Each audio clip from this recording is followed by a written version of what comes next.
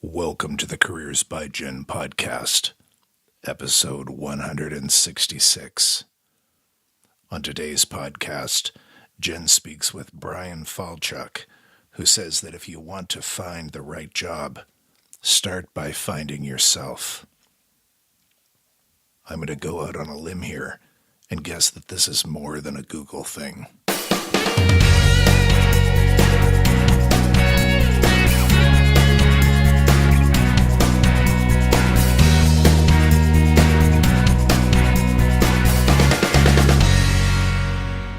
Hey there, this is Jen Swanson. Welcome to episode 166. Today I'm going to be talking to Bryan Falchuk. Bryan is the author of a book called Do a Day, How to Live a Better Life Every Day. He's a speaker, he's a coach, he's a certified personal trainer, and a behavior change specialist, and he has a great story to tell. And as of publication of this episode, he will just have done his first TED Talk. So I'm going to turn you over to that conversation in just a moment. Before that, if you come over to careersbyjen.com, there are the show notes on the page, and we ask you to share this episode widely if you enjoyed it, because that is how we can help more people to help themselves, to find out who they are and what they're all about, and help them to get a better job, a job that they love, a job that they enjoy doing, a job they want to get up in the morning to do. And so the topic of our show today is want to find the right job, start by finding yourself. So here's my conversation with Bryan Falchuk. Hey everyone, welcome to Careers by Jen, the podcast that helps you to get the job, love your work, and advance your career. My guest today is Bryan Falchuk. Welcome to the show. Hey, thanks for having me, Jen. So we're going to talk about want to find the right job, start by finding yourself. But before we jump into that, can you tell us a little bit about what brought you to be doing all of the things that you do now, Bryan? Yeah, so I don't want to go too far back in time, but it's kind of a piece of my story. But I spent my childhood obese into my teen years, and it wasn't just because I was eating too much and moving too little. It's because I was essentially battling with depression and anxiety that was triggered from my parents getting divorced when I was really young, and that need to feel safe and secure and taken care of as a little kid wasn't there. So I turned to food because I couldn't do those things for myself. I didn't have the emotional maturity to cope with it yet. I was only like 5. And I lost weight at the end of my teen years, but I never dealt with the underlying issues. And that becomes a recurring theme in so much of what I battled with, including, I lost 100 pounds. I put on half of it again, like a lot of people who lose weight. But it's because, again, like I learned how to exercise better and eat better, but I never dealt with why I had done those things wrong in the first place. So through my 20s, I had a lot of, I guess you could say, professional success. I went to, top undergrad school. I went to a top business school. I worked at this really prestigious consulting company. I had a good career, but I was pretty miserable. And I married this amazing woman. We had a kid. That's all great, but I was still a pretty miserable person, certainly to be with. I say like I was just sort of an employee of my life. I wasn't living it. And then in the summer of 2011, my wife became very, very sick to the point that it looked like she wasn't going to make it through the summer. And I will say she's still alive. And sometimes I forget to add that to the story and people are left hanging. Yeah. So it's important. She's still alive. But that was the summer of 2011's June 30th. She had wasted away to just over 100 pounds, basically bedridden, and no one knew what to do. Her primary care doctor called me to say that he was going on vacation for the next 6 weeks and we'll check in when he's back. And she was losing 2 pounds a day at that point. So about a kilo. And I said, doctor, do the math. She's not going to be here in 6 weeks. And he just said, kind of like casually, oh, okay, we'll take her to the ER if you need to. And he hung up. And I walked into our bedroom and my son was in there. It was like 2.5. And he was looking at his mom who's stuck in bed, miserable, in pain, scared. And he just turned and he looked at me with these, big, beautiful eyes. And that's when it hit me, is he just completely melted through me. I just was left with this feeling of like, what in the world am I doing? I was in a job that had been great, but had become very political after the founder had passed away, and new leadership was there. And I don't like that. I try to seek companies that are apolitical, not political. So I was really unhappy at work. I was, 50 pounds overweight again. I'd had back surgery about a year and a half earlier, and I never did PT afterwards. So I was in physical pain every day. And that's all, underlying like small stuff as compared to I'm facing losing my spouse, which is something most people who are 32 don't face. It's one thing if I was 82 or 92, but you don't usually look at that when you're pretty young and just starting your family. And when my son looked at me is when it became so clear is this little boy is probably going to lose his mother, and he's only going to have one parent left. And the one he's got is completely failing him. And, if my wife was going to have any chance in the world of making it through, she needed a better man than I was being. And my son certainly needed a better father than I was serving him as.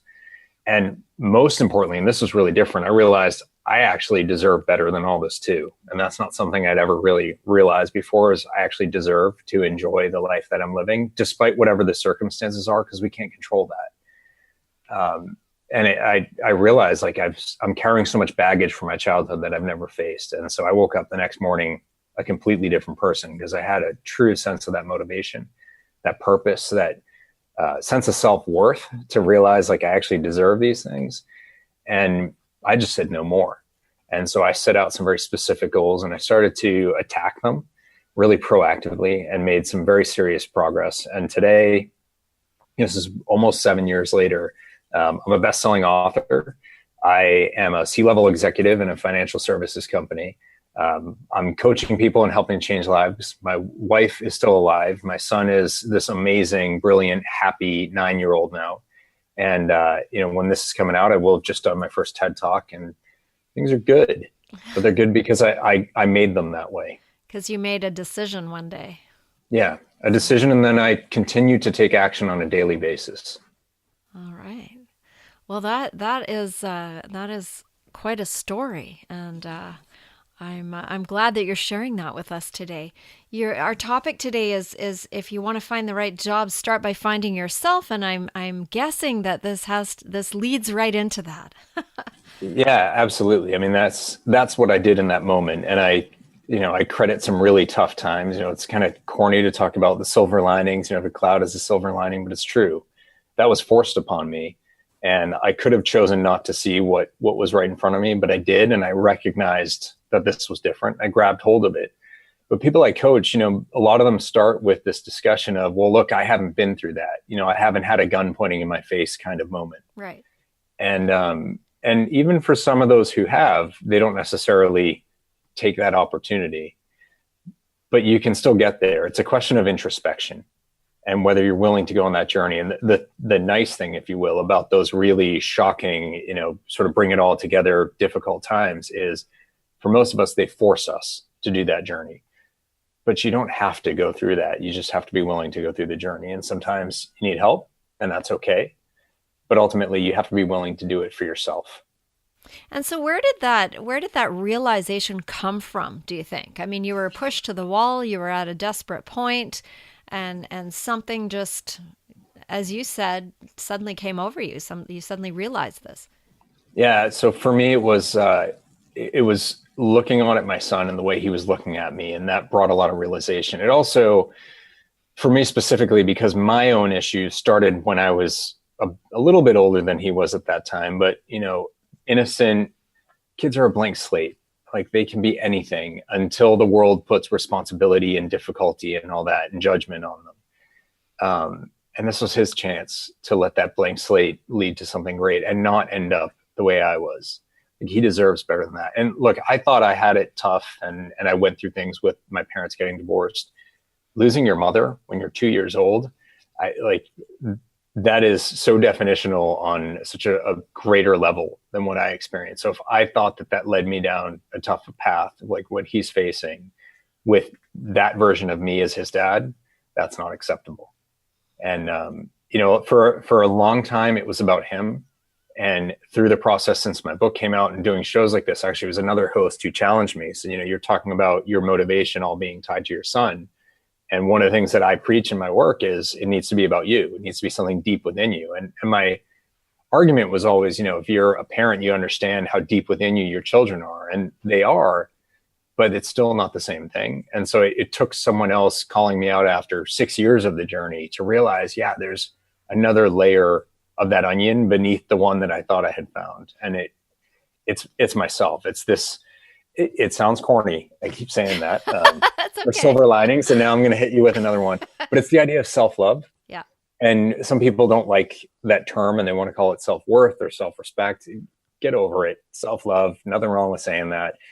You have to value yourself enough to allow for deserving better, which a lot of us don't, and B, allow for the capability to be better. So we walk around putting ourselves down all the time. We can't take a compliment. You go to someone's house for dinner and tell them the food was good. $10, the next thing out of their mouth is, oh, thanks, but I burnt the chicken. Right. Thanks, but the vegetables were under seasoned. Or my brother was always like, oh, you should have been here last week. We had this. It was much better. I'm like, why are you always inviting me the week after the good meal? Nice. What is that about? But even the littlest things, we self-deprecate. We put ourselves down. We don't allow for the possibility that we're just good. So I say, stop the but. Like the moment that word but forms in your mind, knock it off. Just allow for the capability and the deservedness of achievement. You're smart. It's not like, well, I had someone I was working with who was really struggling to find a new job, and she was harping on how she wasn't qualified and she wasn't good enough and employable and all these things that are just blatantly untrue. And her first point was, she's not mentally strong enough to do this work. And I said, well, did you go to college? And she said, yeah, but that was so many years ago. So no, I didn't ask you when. I just said, did you go to college? I said, was it a good school? Yeah, it's a top 10, but these rankings. I said, no. I just asked if it was a good school. How are your grades? Well, I got like a 3.9 GPA, but I said, I didn't ask whether it was valid or not. You went to college. It was a good school, university, it was a good school, and you did really well. Just stop there. It doesn't matter if it was 20 years ago, and it doesn't matter if, that your major was, I don't know, like German literature, or like what, it doesn't matter. You worked hard in a tough environment and you did well. Allow that to just be for a moment, and I asked, do you have friends? And she said, well, of course, but that's friends. I'm talking about getting a job. I said, that doesn't matter. Do you have friends? Yes. And we worked through, it's like, you say you're unemployable, no one will want you on their team, yet people are actively choosing to know you, and they turn to you for, these aren't your, it's not your family. They weren't born into having to know you. They're choosing that every time they interact with you. Let that be a point of value for you. So we just sort of have to understand ourselves, allow for ourselves and our capability. Otherwise, there's no point to talking about achieving more if you don't think you deserve more or better, and you don't think whether you deserve it or not, you could even get there. So where do you think that comes from? That self-doubt and that negative self-talk, where does all that come from? A big piece of it is societal, and that's not me blaming others for it, but that is kind of how we as a society are. News is very negative. If you talk yourself up, you're an egotist. So I've someone I was talking to the other day, and he's like, no, but that's humility. I'm being a good guy by not just taking the compliment.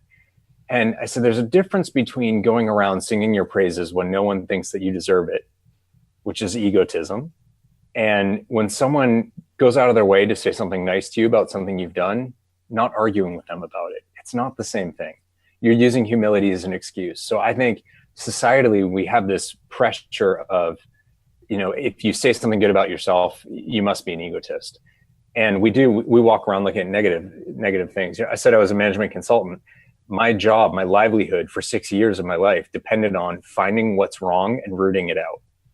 So it's like, how many jobs are like that? Lawyers, doctors, dentists, so many of our work, plumbers, take your pick. Teachers, you could argue, aren't that way, but they're taking minds that aren't done, aren't finished, aren't knowledgeable enough, and adding more knowledge to them. And that's a beautiful thing. And it can be additive, or you can look at it as these kids are dumb and I'm trying to make them smarter. Like I'm fixing their lack of knowledge.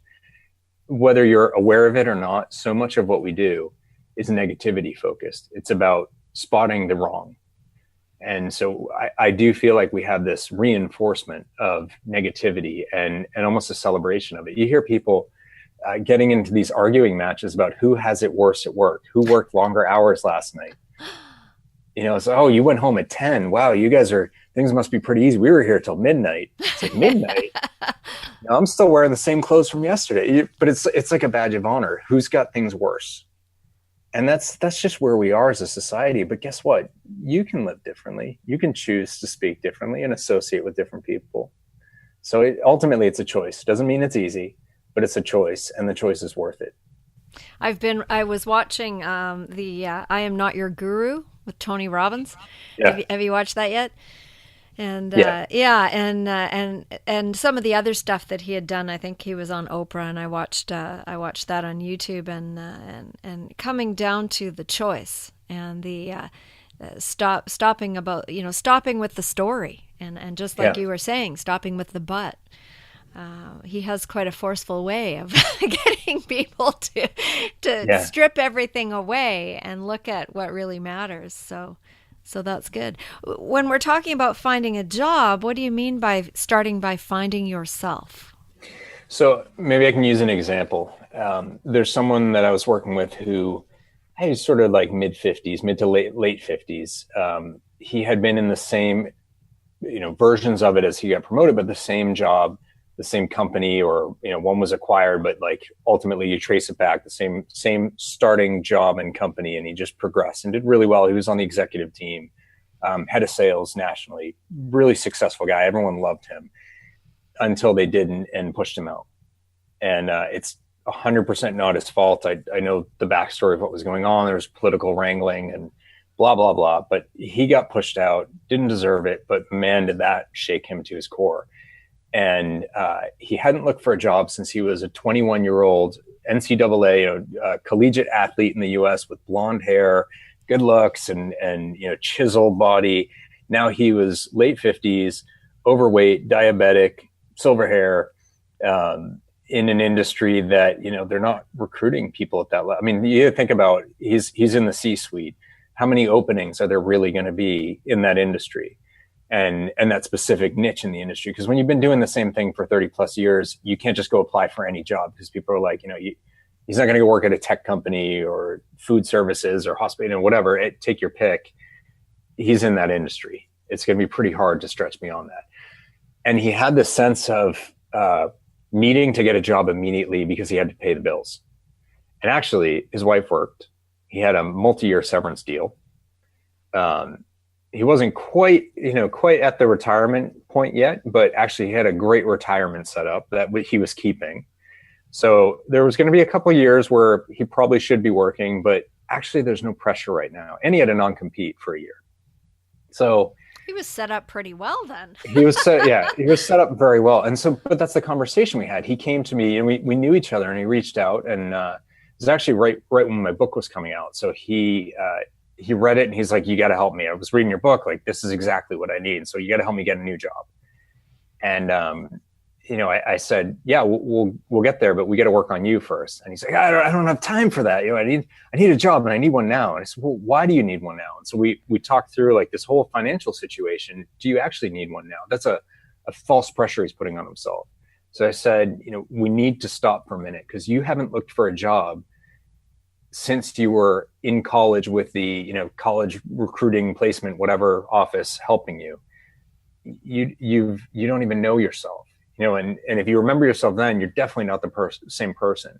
But why do you feel the need to work right now? And so he gives me his answer. He's like, well, I got to pay the bills. And so I was like, well, let's break down the finances. Your house is paid off. Your wife works. Your kids are both out of the house, and there's no college loans to pay for or save for or any of that. Like, we worked through it, and actually, yes, he needs to pay the bills, but the means to do that are a non-issue. So it's not paying the bills. So what is it? He's like, well, I'm the breadwinner. I said, well, what do you mean you're the breadwinner? Who are you winning the bread for? And, but so we talked about it, and actually what started with this logistical financial purpose of I have to pay the bills, through multiple, basically me annoying him. So he'd give me an answer and I go, why?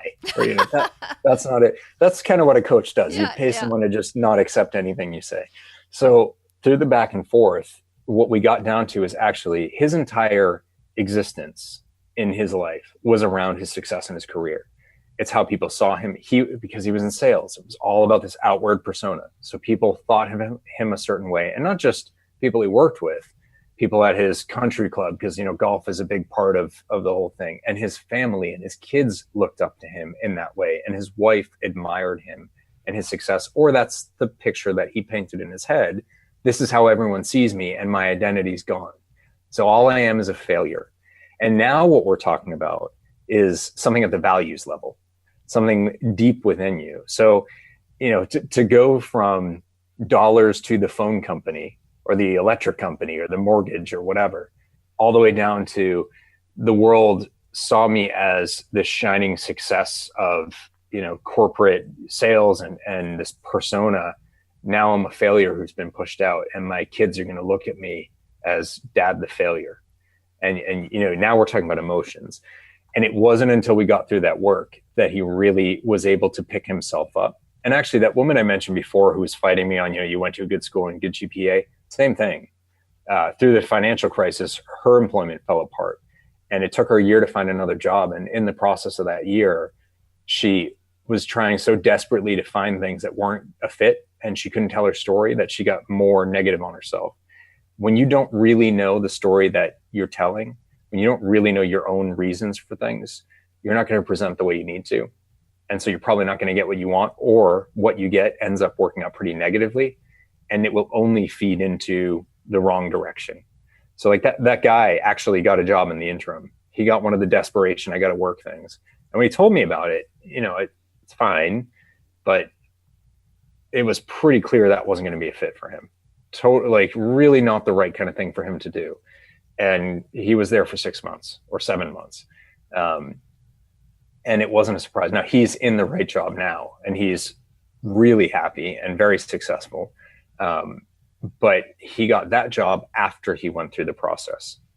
And he had that year non-compete. So the reality is, actually, he probably should take the time anyway. And he's got a pretty well-made argument for why, if you're looking for a job for a year unsuccessfully, you feel like I have to explain why I've been unemployed so long. He's got the explanation right there. No one's questioning him. And he was a well-known person in the industry. They all knew he had a non-compete. So, he really didn't have that pressure, but for his own insecurity. So it's worth working through it, because what will happen if you don't? It's not going to be a career. It's not going to be a job that you feel rewarded by. It's going to be another day in, day out grind that you kind of wake up at some point later and you're like, how did I get here? And look, I've been there. I don't ever want to do that again. And now that I've woken up, I won't do that. Even if it means, you got to wait another month, or you need to think about some other sacrifices or changes to make. That's okay. You get your whole life to do this, so you might as well do something you enjoy. That's right. I know that it's a North American thing, that we identify so strongly with the roles that we play, the work that we do. Yeah. And that was brought really clearly to my attention one day in an airport when I was trying very poorly to speak French to a woman from France. And she was talking about her children who were grown. And I very casually said, "Oh, what does your son do?" Which is just a normal question here in North America. And she looked at me and she smiled very pleasantly.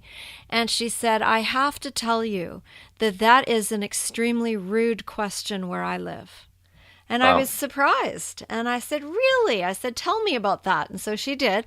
And you never ask someone that in certain parts of the world, because that is not who they are.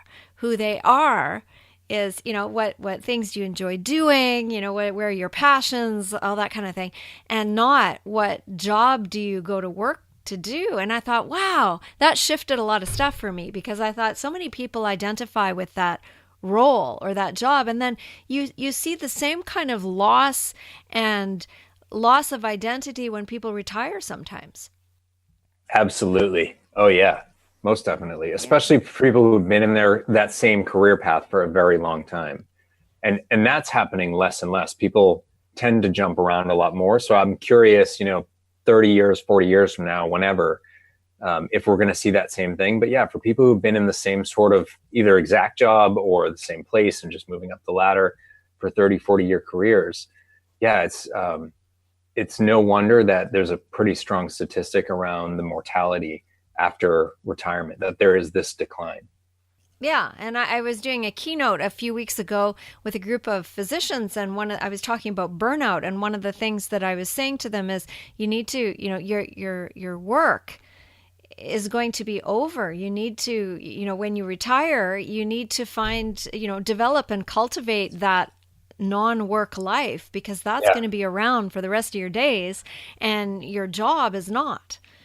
Yep. So yeah. So Yep. how does somebody begin to find themselves? What did they start with when they're in that situation? Yeah. So there's a bunch of questions that I pose in the book and that I go through with people when I'm coaching. That of course I don't accept their answers. Um, Yeah. I'm super annoying.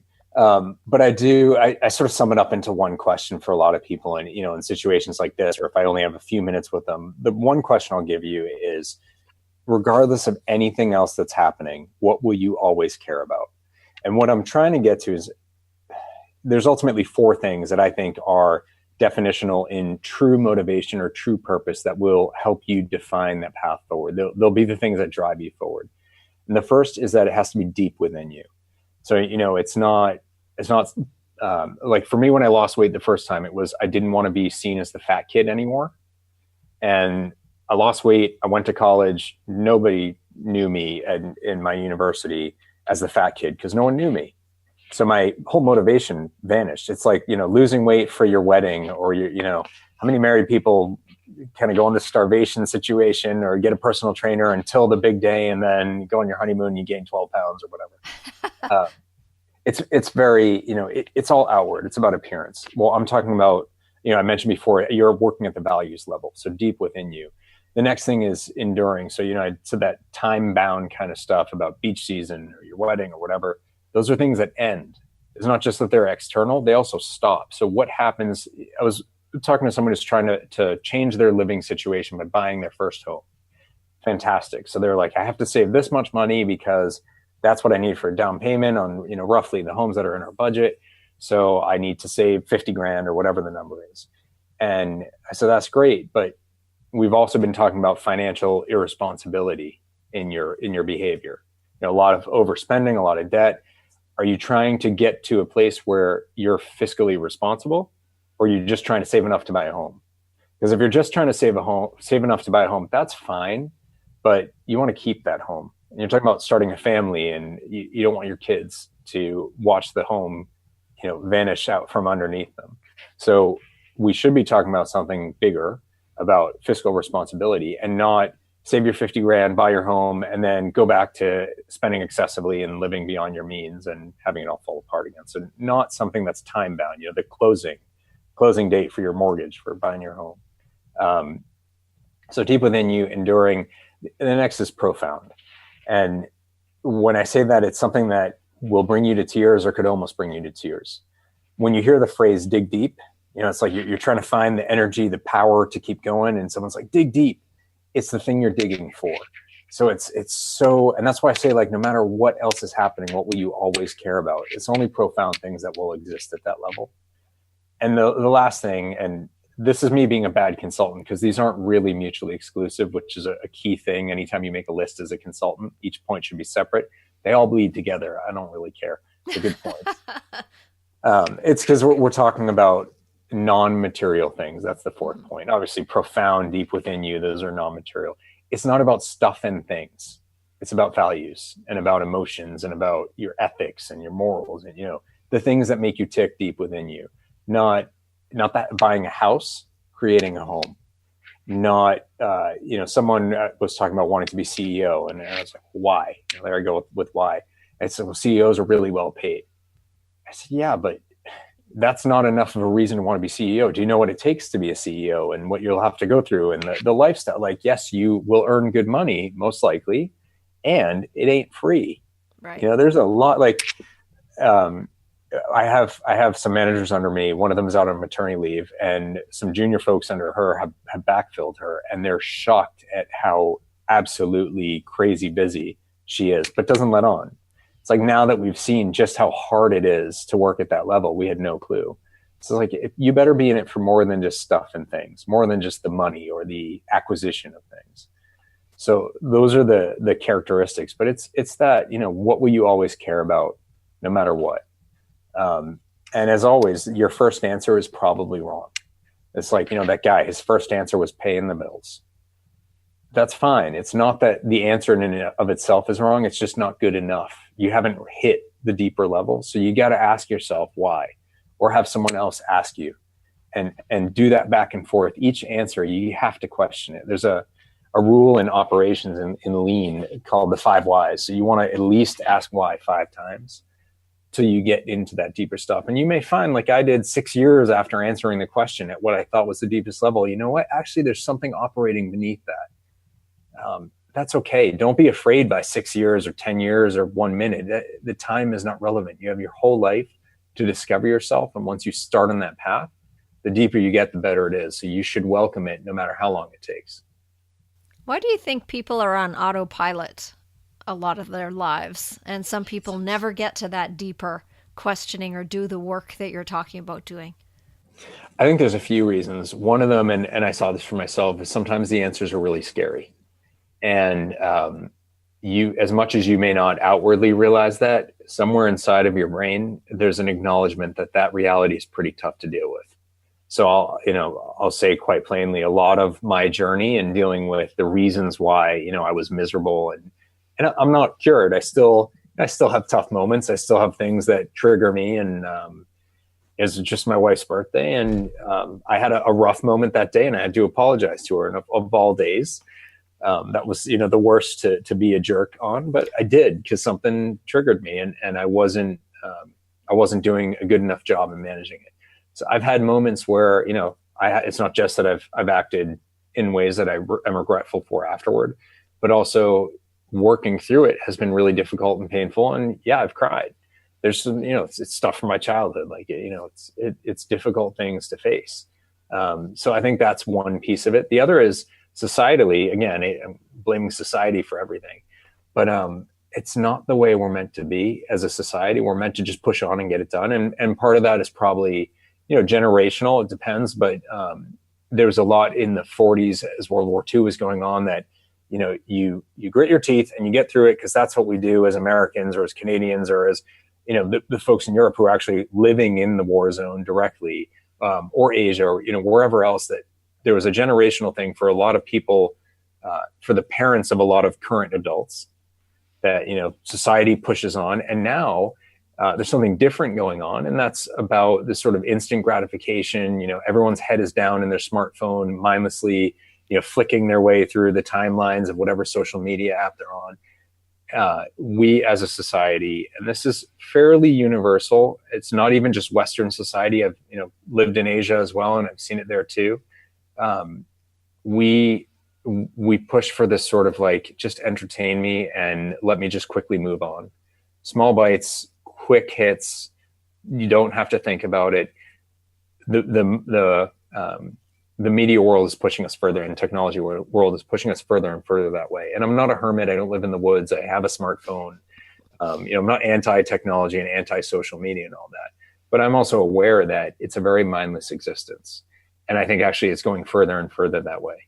Are you worried about that? Are you worried about that with the work that you're doing and helping people to find who they are? Is it going to be harder, do you think, than even for the people who are in their 50s and 60s now? Yeah.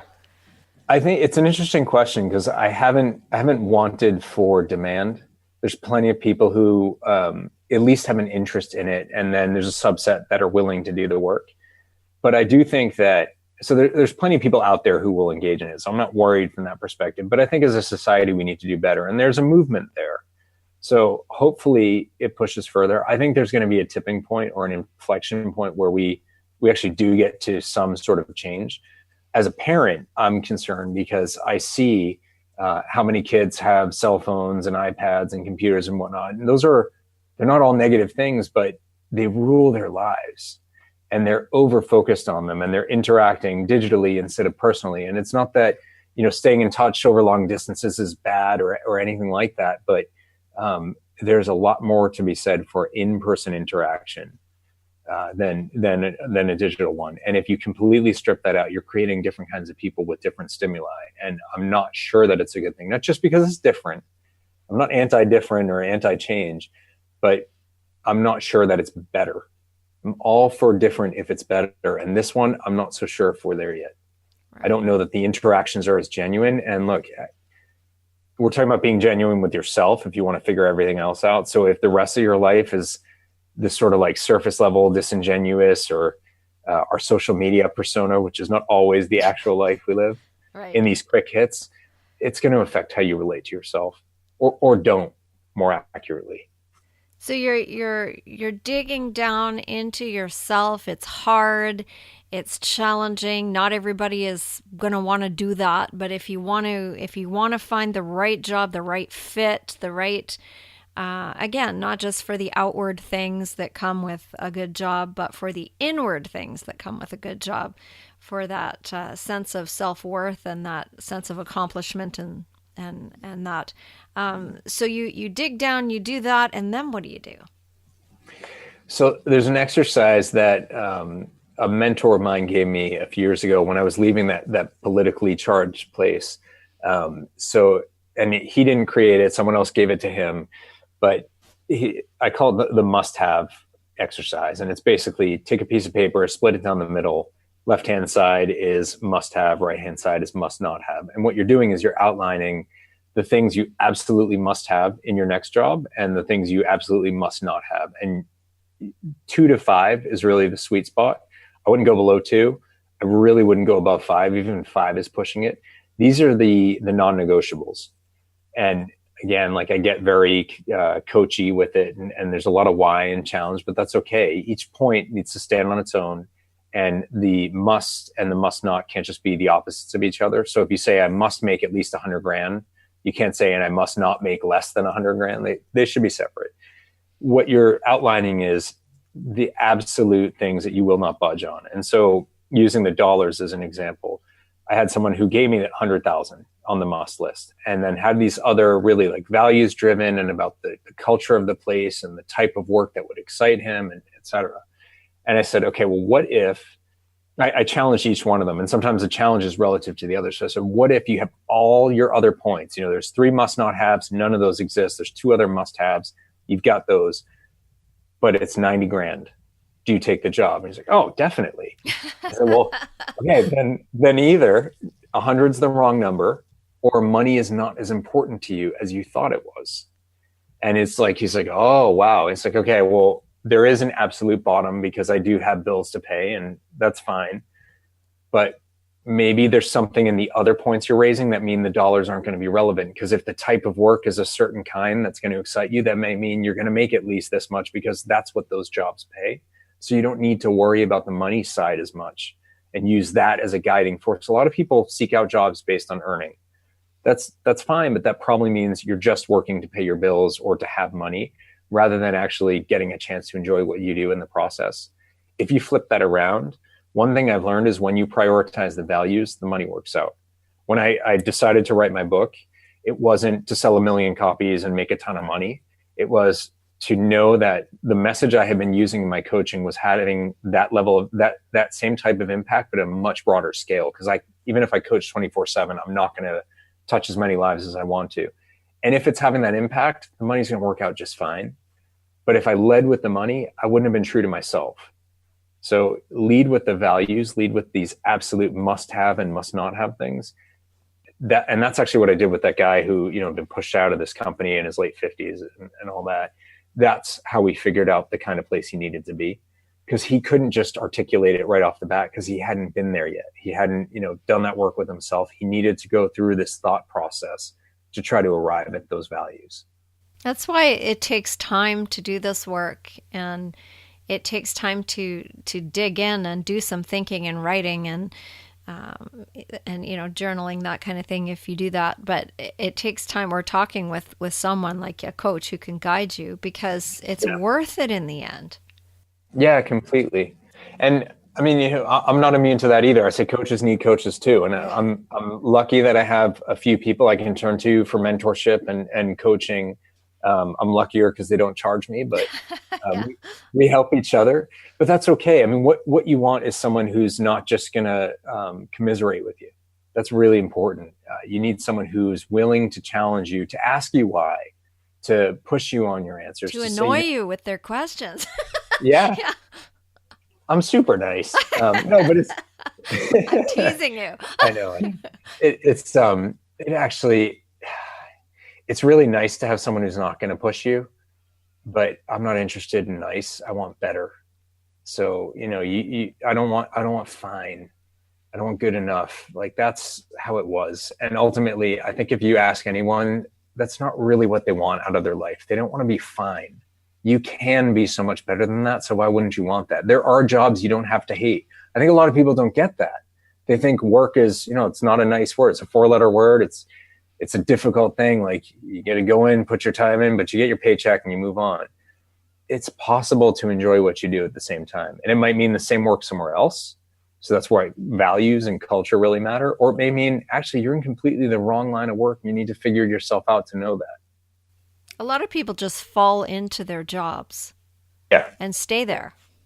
Yeah. Or, they might go in with the right intentions, but they went in when they were, a lot of people coming out of university are 21 years old. I promise you, even at 27 or 28, you're a totally different person. And you have this sort of wake up moment, and you'll probably have another one in your late 30s or it's a totally normal thing because we're not the same people. Our situations change, whether it's your relationships change, you move to a new city for the job and you get into a whole new side of your life you never even knew was possible. You have kids, your boss changes, whatever it may be, things change, you evolve, and that's fine. But you do have to do this reevaluation. Otherwise, you're going to wake up at some point and look around lost, not knowing how the heck you got where you are. What's your biggest hope for your son? That he never does that, that he never has to wake up feeling lost. I just want him to be able to look at his life regularly and be really happy about it. And to not have those, it's not that he shouldn't have struggles. I think actually look at me, like I've had struggles and they've been a really good thing, but I don't want him to have misery. I don't want him to have really strong regrets that he carries forward with him. I would love to see him maintain not his innocence, but his joy in things. He is so appreciative and happy. And this is a kid who, he knew what was going on. He didn't know with the depth of it, but you could tell when my wife, anytime she's been sick since then, his behavior changes. So I know at a sort of cellular level, it affected him. He had anxiety around her being unwell. And so I see how he can be the rest of the time. And that's what I want his life to be about. And largely, he actually, not only does he not really get that bothered when she's not well now, and she still faces ups and downs. Sometimes I wish he did get a little bothered so that he behaved better. Like he's a great kid. But there's times it's like, buddy, just leave her alone. Like don't. He's always asking her if he can play Minecraft or the devices, right? The screens. Right. I'm like, that was not a good time to ask her if you can play Minecraft. Like, be situationally aware, my friend. But it's that innocence, and that's really beautiful. But as he gets older, that will wear. But I really do hope that the joy doesn't. He is so appreciative of what he has, and that's I think that's going to serve him really well as long as he maintains it. And it's tough. A lot of kids lose that as they grow and they face hardship and responsibility and all that. So that's my hope for him. What's your last piece of advice for the listener out there on finding themselves so they can find their job? My last piece of advice is the first piece, because none of the rest of it is going to matter, but it's that self-love point. So get comfortable with it and then go do it. Like, don't squeam at the words and the idea. You really look into yourself and ask yourself if you actually have true self-love, and whether you're putting yourself down and whether you don't think you're capable of it. When I made those changes, I have since achieved goals that they weren't just impossibilities to me when I first started my journey. They weren't even on the list to consider as impossible. I've run a marathon. I'm vegan. The job that I have, writing a book, like I was a C student in English, basically my entire schooling career.